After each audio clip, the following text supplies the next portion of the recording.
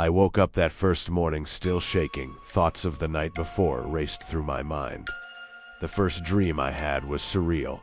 I was surrounded by yellow sand. There was no moon, no stars, just darkness. I was roaming around the cold desert, expecting to find something or someone. I felt like I knew what I was looking for, even though I didn't. But I did find it, in the worst way. I was walking along the endless sands and I heard something behind me. The only way I could describe it is as a low, humming growl, but in the sound wave of a different reality. Although quiet, it was truly disturbing. My whole body rapidly began to tense and freeze like I was being electrocuted.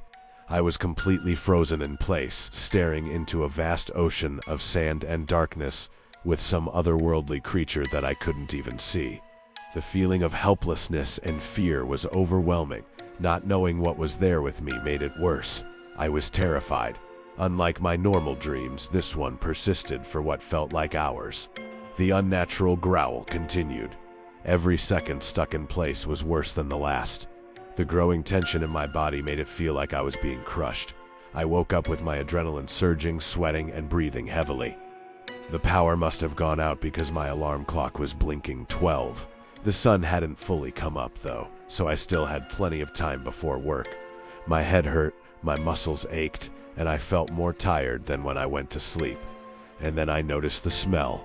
It was faint yet pretty distinct. It smelled like an abandoned petting zoo, like all the animals had been left to rot. The whole house seemed different too.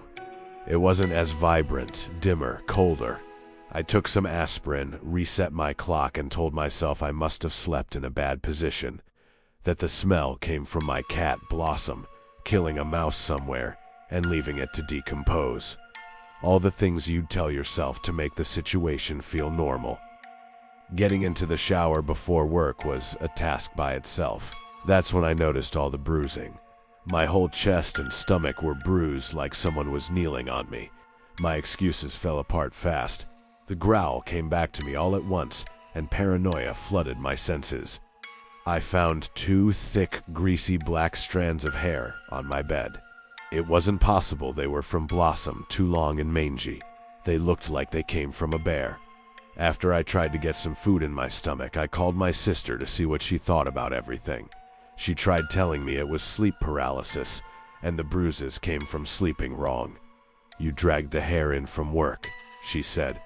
At that time, I really wanted to believe her. Even though I was still pretty shook up, I went to work like normal that day, trying to avoid the whole situation. While I was there, my manager Carl noticed how worn out I looked. He didn't seem too concerned at first, more disappointed, like he thought I was up drinking all night. And then I showed him some of the bruising. A few of the guys have made jokes that if one of us were to die, he'd still expect them to find a replacement for their shift. So the look of genuine concern on his face was far from reassuring. We talked for a little while. I was shocked to see the same guy who once wrote me up for having a drink in the wrong area be so sympathetic. Apparently, he was really big on folklore and tried to warn me that what happened might not simply be sleep paralysis, like my sister suggested. What he told me didn't make me feel any better. He told me there was a creature called the Mare that could have been responsible for this. "It feeds off us, Mike." I turned pale when he said that. I've read some nasty accounts of this thing online. I always wondered how much truth there was to it. I was increasingly distraught as he spoke. He actually told me to take the rest of the day off and he'd look into it for me. I spent the afternoon trying to relax and put my nerves in check. By evening, I was getting a little nervous. The moment I felt myself falling asleep, I started some coffee and put some music on. I was looking into the Mare online, hoping to find something useful. A few articles stood out but didn't tell me much more than Carl already had. It was getting late. I'd been exhausted all day. Coffee wasn't even helping. I decided to unplug my laptop and put it in my bedroom to record myself sleeping. I angled the camera facing the bed. I was hoping I'd find some wild but rational explanation. Lying down felt too comfortable. I stared off by the window as I closed my eyes. The dream started outside the middle school I went to. It was nighttime and I was roaming around the school looking for an open door. Part of me already felt nervous because this time I knew what I was really looking for. I found an open door near the cafeteria. I walked around the school for a while before my eyes caught a room down the main hallway. I kept telling myself not to go in. There was something wrong about it. I kept moving forward. I had no control of my body, and my mind screamed at me to turn around. As I got closer, I was already panicking, but I couldn't stop myself. I opened the door, walked inside, and sat at the only desk in the middle of the room. The silence felt like a bad omen. The waiting felt torturous, and then the door slammed shut. Behind me, I heard the same unnatural growl I heard before, but this time it sounded closer, louder. I began to tense up and freeze rapidly as I had before. I was stuck and terrified again. This time the nightmare lasted even longer, with the same crushing pressure weighing on me. I felt like I'd never leave that chair. My eyes opened slowly. It was dark, and somehow I was still frozen in terror. I couldn't move at all, but I was in my room awake. When my vision came into focus, what I'd seen was far worse than my dream or anything I'd read online before bed. It was a dark, hooded figure. It looked like an old man. Skinny, long hair, bony fingers. His face was the worst of it. His head was much too large for his body, with gray, drooping skin and big, bloodshot eyes that reflected like a cat's in the darkness. It backed away slowly. I could see a wrinkled grin on its face as it glared at me like a starving man looking down at a hot meal. Somewhere during this I passed back out. My eyes opened to the sun shining in. The pungent smell was the first thing I noticed. It was already hard to breathe. The aroma of garbage and farm animals made it almost impossible. I struggled up onto the edge of the bed, feeling like something had hollowed me out in my sleep. The pain in my chest was much worse than yesterday, and my head was pounding, but I held on to one bit of comfort. I caught it on camera. I barely had the strength to get to the bathroom, but I needed to see what it had done to me first.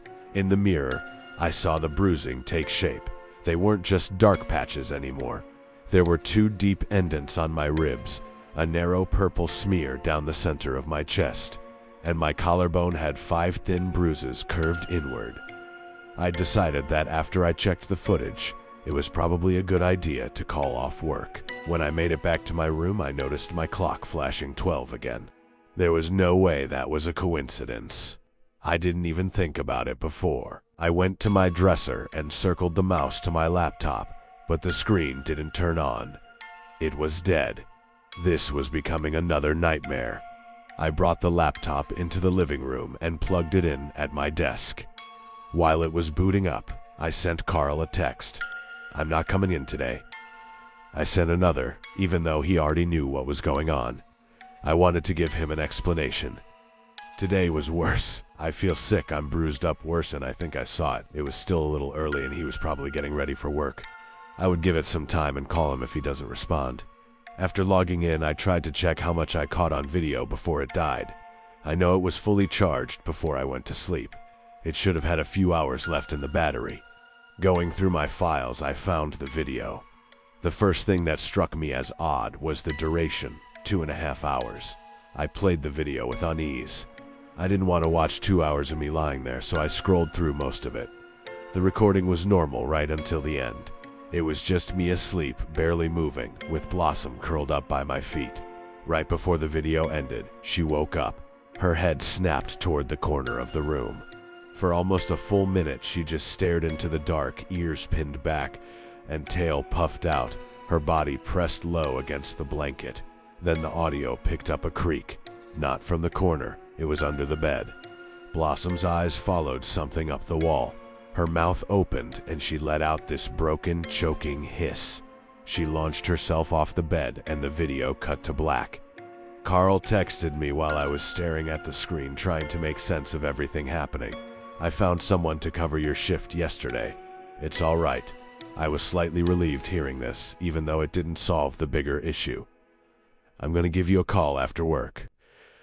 I didn't find much, but maybe I can help. If I didn't work for Carl, I might say he's a pretty decent guy. But his text did bring me some comfort. The rest of my morning I tried researching everything I could find on the mare again. Only a few things started to stick out amongst the repetition. In multiple forums, people were saying, "Do whatever you can, don't let it feed from you 3 times." The argument was between death after the 3rd consecutive time, or it steals your soul. Some said both. No one had an explanation of where it comes from or how to hurt it. I'd done enough reading. It only came for me while I was asleep, so I just won't sleep. I spent the rest of the afternoon preparing for a long night. Caffeine pills, coffee, loud music, and movies were my entire plan. I would eat coffee grounds if I had to. Carl called me as the sun was coming down. "You lived through your vacation?" I laughed, but I really didn't find it funny. So far. Hopefully I can say that tomorrow. After we spoke, he came by my house. My sister probably wouldn't believe me if I told her what I thought was going on, and I thought it was better to put Carl in danger than her or one of my friends. Carl wasn't as bad as I thought he was. He just had a strong work ethic and played by every rule. Normally that was annoying, but here he was helping me for the same reasons. Once the sun had completely set, we sat at my kitchen table and talked through the closest thing we had to a plan. I was glad Carl was there. My eyes were heavy, and I was already tired. I couldn't have done this myself. Carl would stay awake the whole night. I would do my best to stay up until sunrise, but given the state of exhaustion I've been in the last couple of days, that wasn't likely. There wasn't much else we could do. He would wake me up by shoving me or screaming if anything happened. I set a chair up in the corner of my room for him with the laptop, so he had something to do. We were in the kitchen for a while, and I told him everything about my encounter with the mayor. My best efforts got me to about 1 o'clock. I couldn't keep my eyes open, so I decided it was time. Carl wished me good luck with a hint of sarcasm as I crawled into bed. He didn't get YouTube loaded before I passed out, and just like that, I was back inside the school. The halls were dark, and I didn't feel like I was looking for something this time. It felt like something was looking for me. I ran down the halls looking for a way out. Every door I tried was locked, and every window wouldn't budge. Running around in a panic made me careless. I made a mistake. I raced directly next to the room from my previous dream. It was the only room with a light on, and the door was completely open. I backed away and turned around, sprinting. Halfway down the hall, I stopped making progress. I was running in place, and now I was going backwards. I kept trying to run forward, but it wasn't working. I turned my head behind me. I was getting closer to the room, but as I was looking, I saw the Mar slowly peek his smiling face out of the room and back in like a child playing hide and seek. I was freaking out. I was helpless. Again, I remember Carl was sitting in my room right now. Did he not see anything? Did he fall asleep? Was this just a regular bad dream? All these questions felt like a distraction from the cruel reality I was about to face. I was pulled backwards into the middle of the room, and the door shut quietly. I was slowly turned around face to face with the mayor. The lights were dim, but I could see every detail of the monster in front of me. My brain kept trying to turn it into an old man, but the details wouldn't stay human. Its fingers were too long, its shoulders too narrow.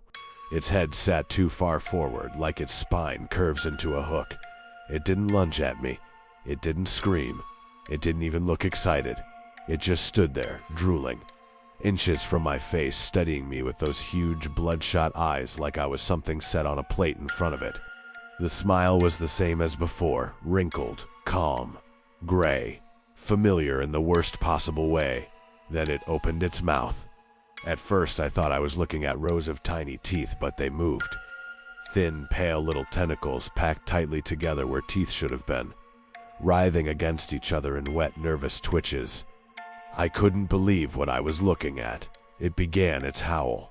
Its jaw opened wider, stretching open most of its face, and yellow sand poured into the room from every corner.